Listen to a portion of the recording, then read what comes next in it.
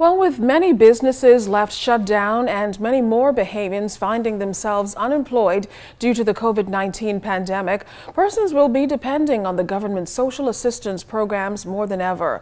There will be an additional strain, therefore, on the social services and its departments. Joining us tonight for an update on how the ministry intends to handle this challenge is the Minister of Social Services, the Honorable Frankie Campbell. Good evening to you, Mr. Campbell. Good evening, Ms. Adley. Good evening, Bahamas. Well, Mr. Campbell, your ministry's role is to help the disadvantaged in the best of circumstances. Obviously, we're the other extreme of that. How do you practice social assistance and social distancing? It's kind of a strange thing because we're the humanitarian arm of the government, and so hands-on is what people have come to expect from us.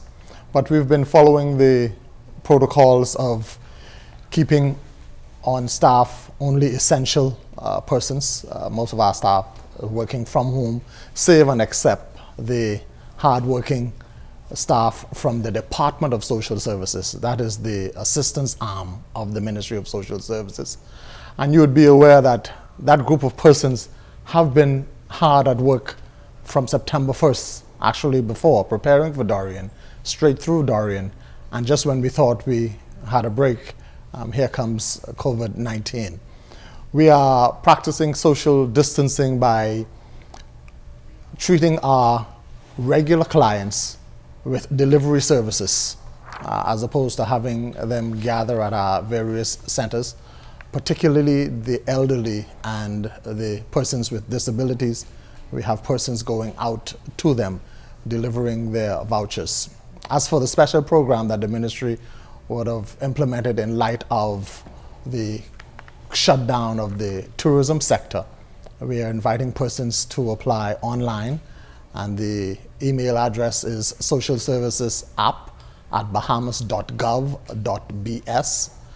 And since we established that on Monday, we've had more than 1,000 persons applying online. We're asking persons to give, in addition to the requisite information, their date of birth and a number that they can be contacted by. Also, some official ID that will enable us to process their requests and then call them when an approval has been given. And even with that, we're hoping that we'll be in a position to make direct deposits to their accounts to avoid them having to come in to any of our centers. Well, you referenced the Dorian factor. Of course, we're just about 6 months out of that, and your ministry found itself overexerting itself, having to deal with the victims of that. What are the implications finance-wise, having to deal with untold numbers of people who are impacted by COVID-19?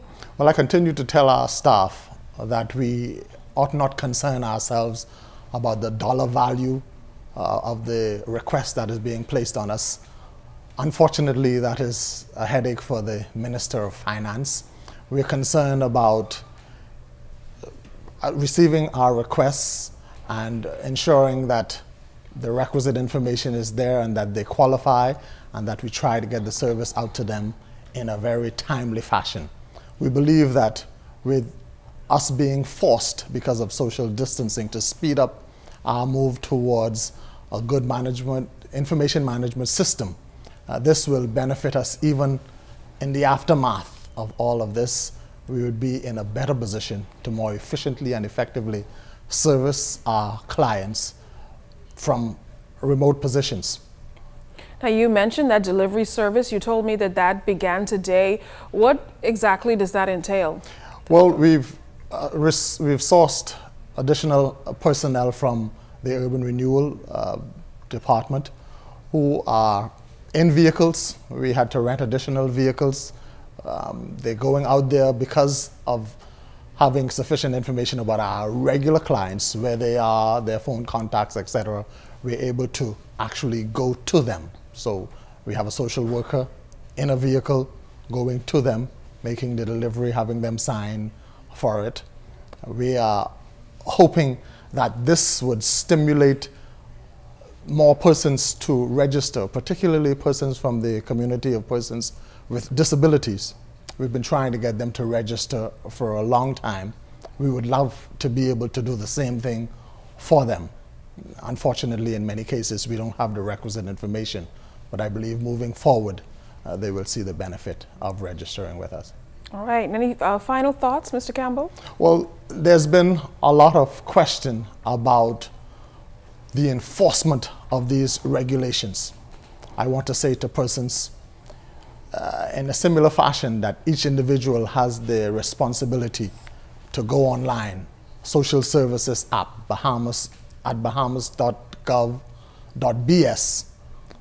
Enforcement is also an individual responsibility. So I'm asking Bahamians and residents everywhere, especially my good people from Southern Shores, think in two terms. Firstly, that maybe you have the virus and you don't want to spread it to any of your loved ones. Or secondly, maybe everybody else has the virus and you don't want them to spread it to you. And then you will see the benefit of social distancing. Thank you very much.